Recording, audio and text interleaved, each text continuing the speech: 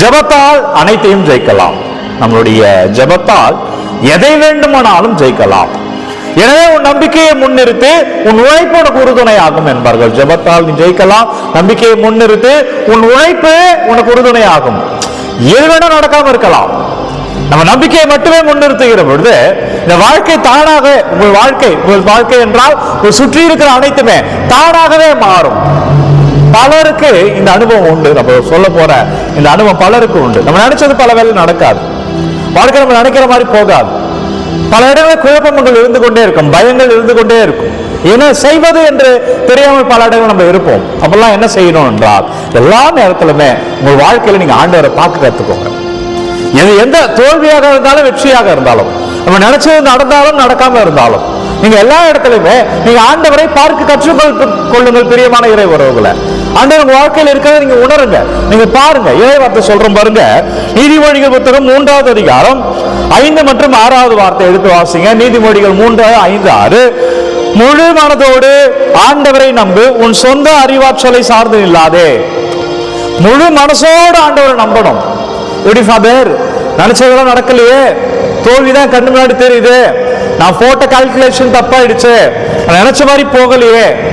உன்னுடைய சொந்த அறிவாற்றலால் அது தோல்வி வரலாம். உன்னுடைய சொந்த அறிவாற்றலால் அந்த கால்குலேஷன் தப்பாகலாம். நீங்க நினைச்சு ஒண்ணு போகலாம், நீங்க நினைச்ச மாதிரி உங்க வாழ்க்கையில் நடக்காம இருக்கலாம். அதான் இறை வார்த்தை சொல்லுகிறது, முழு மனதோடு ஆண்டவரை நம்பு. அது என்னவாக இருந்தாலும் நீ உன் நம்பிக்கை ஆண்டவராக இருக்கட்டும். உங்க வாழ்க்கையில எல்லா சூழல்களிலுமே ஆண்டவரை பார்க்க கற்றுக்கொள்ளுங்க. வெற்றியோ தோல்வியோ, நன்மையோ தீமையோ, நம்முடைய நாளோ நம்முடைய நாள் இல்லையோ, ஆண்டவரை பார்க்க கற்றுக்கொள்ளுங்கள். அதான் இறை வார்த்தை சொல்லுகிறது, முழு மனதோடு ஆண்டவரை நம்பு. என்ன சூழலாக இருந்தாலும் ஆண்டவரை நம்பணும். ஆண்டவரை இருக்க பிடித்துக் கொள்ளணும். ஆண்டவரை இருக்க பிடித்துக் கொள்ளுங்க. அதான் ஒன்று புரிஞ்சுக்கோங்க, நம்ம இந்த உலகத்துல வாழ்கிறோம். இந்த உலகத்தில் வாழ்கிறோம் என்றால் இந்த உலகத்தில் தீமைகள் நம்மை சூழ்ந்து கொண்டுதான் இருக்கும். தீமை இல்லாத மனிதர்களே இல்ல, பிரச்சனை இல்லாத மனிதர்களே இல்ல. இதில் யார் வாழ்கிறான் என்றால், எவன் ஆண்டவரை நம்புகிறானோ, எவன் ஆண்டவரை சார்ந்து இருக்கிறாரோ அவர் வெற்றி பெறுகிறார். எனவே அன்பர்களே, ஆண்டவரை சார்ந்திருங்க. உங்க எல்லா சூழல்களிலும் ஆண்டவரை பார்க்க கற்றுக்கொள்ளுங்க.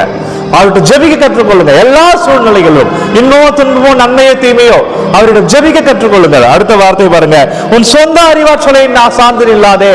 அப்படின்னா என்னன்னா, நீ யோசிக்காத என்ற அர்த்தம் கிடையாது. நீ சுயமா சிந்திக்காத என்ற அர்த்தம் கிடையாது. ஆண்டவரே தந்து கொண்டு இருப்பார் என்ற அர்த்தம் கிடையாது. நீ சிந்தி. நான் சிந்தித்த பிறகு உன் நம்பிக்கையை முதன்மைப்படுத்து. அதை எடுத்து உன் பிரேயர்ல வச்சிரு. நீ என்னெல்லாம் நீங்க செய்ய போறோம் பிளான் பண்ணி வச்சிருக்கீங்களோ அதை காலை எழுந்த உடனே உங்க ஜெபத்துல வைத்து விட்டு, அப்பா நான் இதை செய்ய போறேன், ஆண்டவரே ஆசீர்வதிங்க, இறைவா என்னை தொடுங்க, இந்த ஜெபத்துல அந்த நாளை தொடர்ந்து நண்பர்களே. உன் சொந்த அறிவாற்றல் அல்ல, உன் முழு மனதோடு ஆண்டவரை நம்பி என்பது இதுக்கு இதுவே அர்த்தம். உன் உழைப்பை எல்லாம் ஆண்டவரிடம் அர்ப்பணி. உன் உழைப்பே உனக்கு உறுதுணையாக நிற்கும். அதான் சொன்ன, ஜெபத்தால் எதையும் ஜெயிக்கலாம். உன் நம்பிக்கையை முன்னிறுத்து, உன் உழைப்பே உனக்கு உறுதுணை ஆகும். உன் வாழ்க்கை அப்படியே மாறதை நீங்க பார்ப்பீங்க.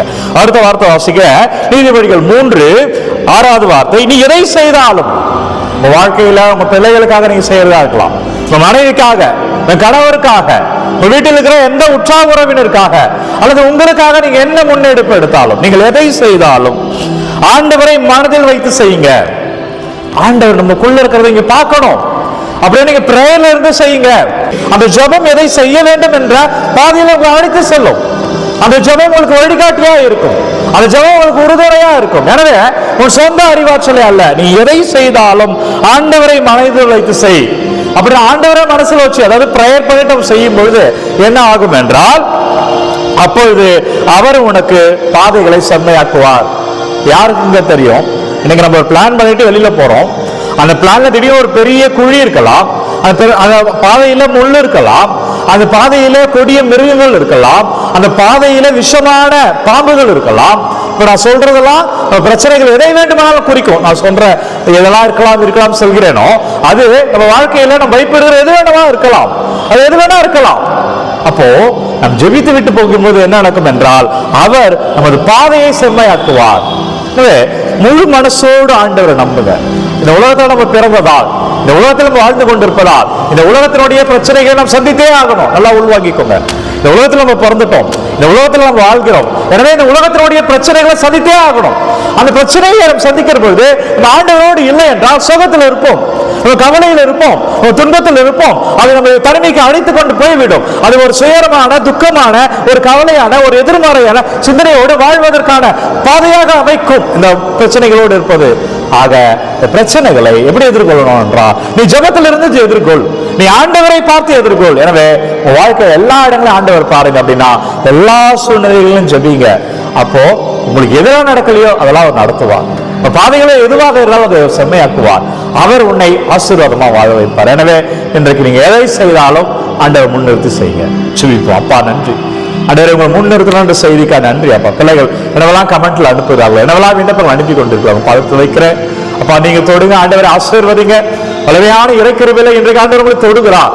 விண்ணப்பங்களை எல்லாம் பாதத்தில் வைக்கிறேன். பாப்பிள்ளைகள் என்னவெல்லாம் கமெண்ட்ல அனுப்புகிறார்கள், ஒவ்வொரு சபங்களையும் பாதத்தில் வைக்க நீங்க தொடுங்க. ஆண்டவரே நீங்க ஆசீர்வதிங்க, நீங்க வழிநடத்துங்க. இயேசு கிறிஸ்துவின் பெயரா வல்லமையை பார்ப்பீங்க, இயேசு கிறிஸ்துவின் பெயரா ஆசீர்வாதத்தை பார்ப்பீங்க, இயேசு கிறிஸ்துவின் பெயரா அதிசயம் உங்கள் வாழ்க்கையில நிறைவாய் நடக்கும் இறை பிள்ளைகளை. எனவே ஜெபத்தால் எதையும் ஜெயிக்கலாம். உங்கள் நம்பிக்கையை முன்னிறுத்துங்கள், உங்கள் நம்பிக்கையை முன்னிறுத்துங்கள். உங்கள் உழைப்பு உங்களுக்கு துணையாய் மாறும். உங்கள் வாழ்க்கை மாறுவதை நீங்க பார்ப்பீங்க. ஜெபித்துக் கொண்டே இருப்போம், உழைத்துக் கொண்டே இருப்போம், வெற்றி நமதாய் மாறும். எனவே அன்பர்களே, ஒவ்வொரு நாளும் விடிய காலை 3 மணிக்கு இந்த ஆராதனை வழங்கி கொண்டிருக்கிறேன். நேரடியாக ஜீசஸ் சேஸ் ஃபாதர் பிரேம் என்ற யூடியூப் சேனல் மூலமாக நீங்கள் நேரடியாக பார்க்கலாம். யாருக்கு இதை பகிர வேண்டும் என்று நினைக்கிறீர்களோ அவங்களோடு பகிர்ந்து கொள்ளுங்கள். God bless you. Take care. Have a nice day. எல்லாம் வல்ல இறைவன், தந்தை, மகன், தூய ஆவியார் உங்கள் அனைவரும் நிறைவாய் ஆசீர்வதிப்பாராக. ஆண்டவர் இயேசு சாமியின் பெயரில் இன்றைக்கு மகிழ்ச்சியாய் வாழ்வீர்கள், ஆசீர்வாதங்களை பார்ப்பீர்கள். இறைவன் உங்களோடு வருகிறார். அன்பர்களே, இந்த காணொளி யாருக்கு தேவை என்று நினைக்கிறீர்களோ அவர்களோடு பகிர்ந்து கொள்ளுங்க. God bless you.